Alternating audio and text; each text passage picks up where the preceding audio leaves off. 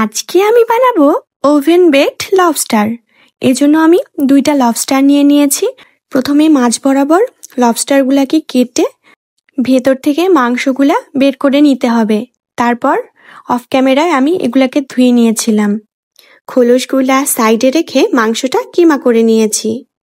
এরপর খোলসগুলাকে একটা ফ্রাই প্যানে নিয়ে তাতে লবণ, আদা বাটা, রসুন বাটা, মরিচ গুঁড়া, হলুদ গুঁড়া আর পানি দিয়ে নেড়ে চেড়ে সাইডে রেখে দিয়েছি। লবস্টারের মাংসটা আমি ম্যারিনেট করেছি সয়া সস, আদা রসুন বাটা, গোলমরিচ গুঁড়া আর সামান্য লবণ দিয়ে। এইবার খোলসের ফ্রাই প্যানটা চুলায় বসিয়ে আমি সিদ্ধ করে নিয়েছি। এইবার রেডি করব ভেতরের পুরটা।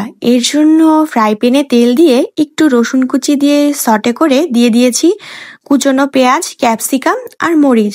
মাঝারি আঁচে মিনিট 4 রান্না করে অ্যাড করেছি লবস্টারের মাংসটা। সাথে অ্যাড করেছি সামান্য লবণ, হলুদ ও মরিচ গুঁড়া। ভাজা ভাজা হয়ে আসলে চুলাটা অফ করে দিব।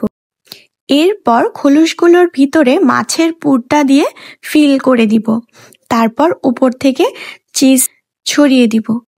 সবশেষে ওভেন আমি 180 ডিগ্রিতে 5 মিনিট প্রিহিট করে আবার 5 মিনিট বেক করে নিব। এটা সত্যি অনেক মজা ছিল। সবাই একবার হলেও বাসায় ট্রাই করবেন।